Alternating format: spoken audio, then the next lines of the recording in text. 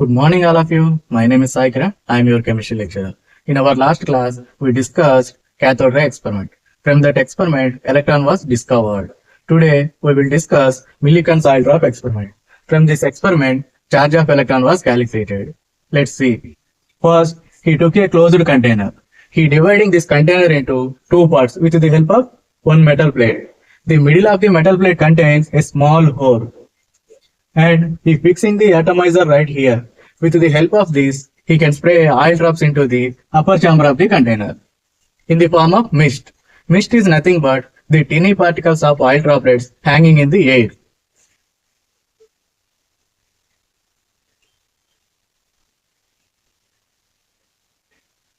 And he fixing a telescope right here. With the help of this, he can observe what happened inside the container. And he kept H2 gas inside this container. And he will provide some X-rays passing through this gas. What will happen? A beam of X-rays passing through the gas molecules gets ionized. Ionized means the gas molecules convert into its ions. Let's see. H2 gas molecules in the presence of X-rays, it converts into 2H plus 2 electrons. Now, this bottom chamber of the container contains H plus ions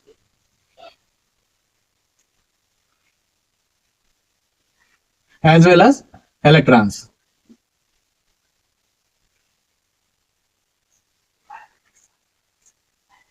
This is the complete setup of millikan oil drop experiment.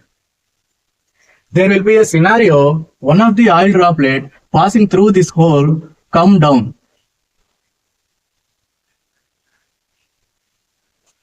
This oil droplet attracts all these electrons itself. Now, these electrons accumulated on the surface of the oil droplet. Now, this oil droplet showing negative charge. By measuring the rate of the fall of these oil droplet, millikan was able to measure the mass of the oil droplet. That is, mass of oil droplet equals to density of oil droplet into volume of oil droplet. The oil droplet present in the shape of sphere.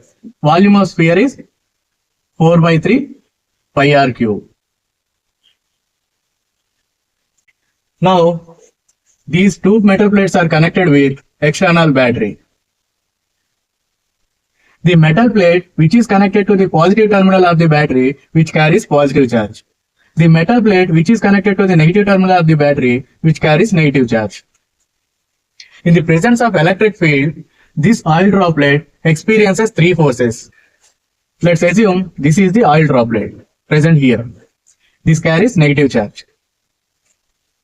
In the presence of electric field, this oil droplet experiences three forces. One is due to gravitational force towards downside, that is mg.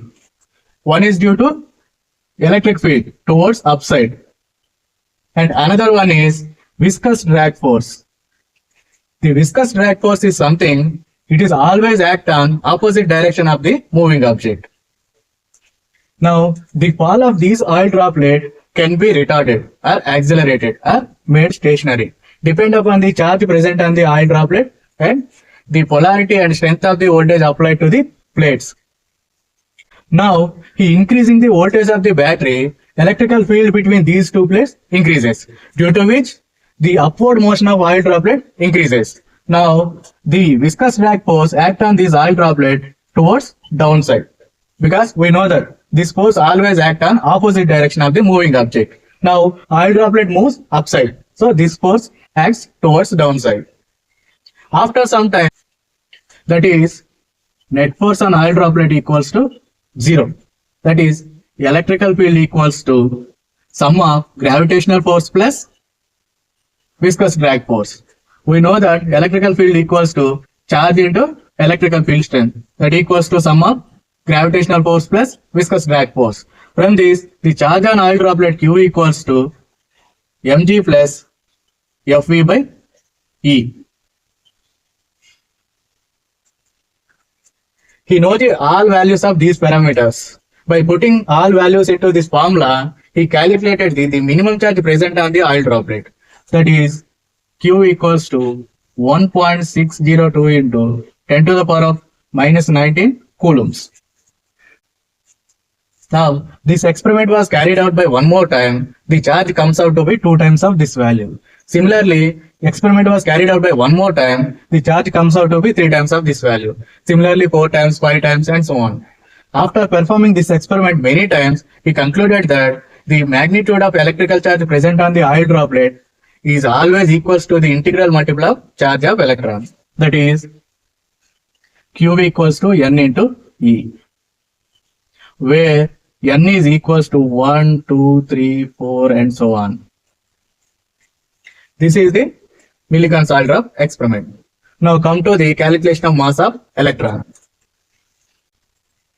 Mass of electron was calculated by combining the charge of electron with J.J. Thomson's results of E by M value of electron. That is, mass of electron equals to charge of electron by E by M value of electron. That equals to 1.602 into 10 to the power of minus 19 coulombs divided by 1.76 into 10 to the power of 11 coulomb per kg. This value comes out to be 9.1094 into 10 to the power of minus 31. The units are coulombs gets cancelled here and here. Unit is kg. This is the mass of electrons. One more important point is the mass of moving electron can be calculated by applying the formula. That is equals to m naught by root of 1 minus v by c whole square. Here m naught is the mass of rest electron, v is the velocity of electron, c is the velocity of light.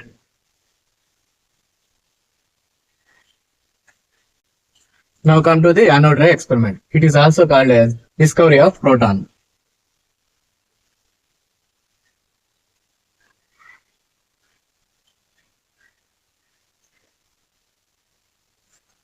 It was performed by Goldstein.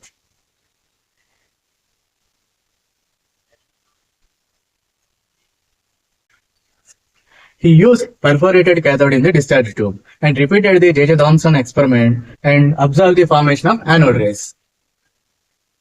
The word perforated cathode means the cathode contains small holes. Now, this is the complete setup of anode ray experiment. When he turned on the battery, he observed that some invisible rays, which seems to be coming from the anode to cathode, strikes the zinc sulfide screen, bright spots gets created. Those invisible rays, which seems to be coming from the anode, he called it as anode rays. It is also called as canal rays. Because these rays are passing through these holes, it is similar to that of water flows into the canal. So, we call it as canal rays. Let's see the properties of these rays. The properties of anode rays is similar to that of properties of cathode rays. Now, he placed an object in between these electrodes. He placed a screen behind this object. When he turned on the battery, a sharp image gets created on this object. Based on this, he concluded that these anode rays are traveling straight line.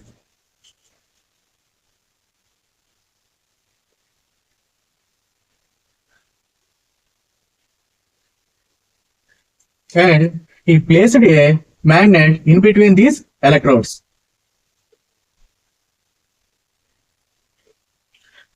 Now, he again turned on the battery. He observed that the path of these rays deviated. Based on this, he concluded that these rays carry certain charge.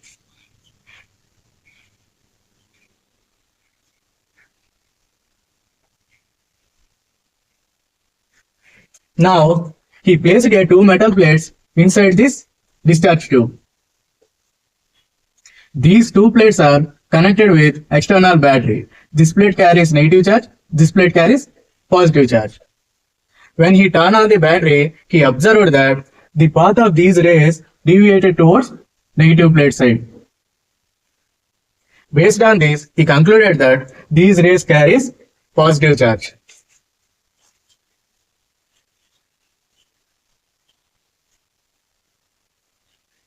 He called it as proton. The name proton was suggested by the scientist Rutherford.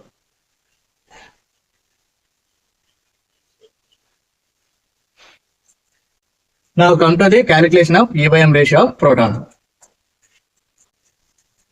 Similarly, E/M ratio of proton is equals to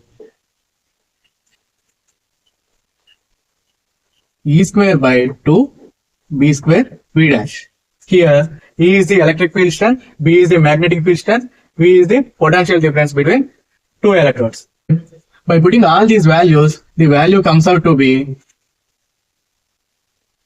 9.58 into 10 to the power of 7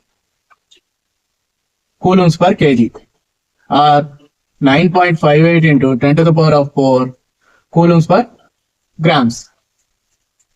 He calculated E/M value of proton for different gases. Every time he got the different values. Based on this, he concluded that E/M value of proton is dependent on the nature of the gas taken into the discharge tube and the material of electrodes made up of. The E/M value of proton is smaller than that of E/M value of electron.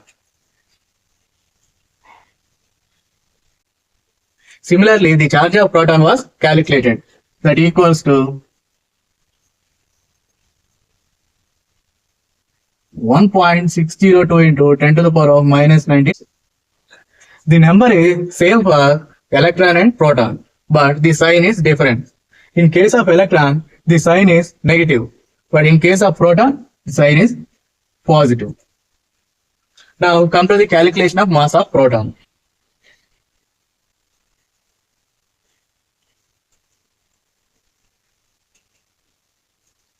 Mass of proton was calculated by combining the charge of proton with E/M value of proton, that equals to 1.602 into 10 to the power of minus 19 coulombs divided by 9.58 into 10 to the power of 7 coulomb per kg. The value comes out to be 1.673 into 10 to the power of minus 27 kg. This is the mass of proton. Now, when compared to the mass of proton with mass of electron, mass of proton equals to 1837 times of mass of electron. Now come to the next topic, discovery of neutron. It was performed by James Chadwick.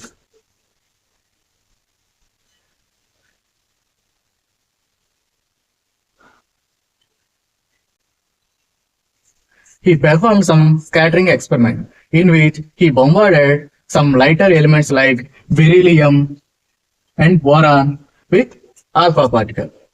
Now the question is, what is alpha particle? Let's see. This is the helium, atomic number 2, mass number 4. It loses 2 electrons, it converts into helium plus 2 ion. This is the nucleus of helium. There is no electrons present in this ion. This is called alpha particle.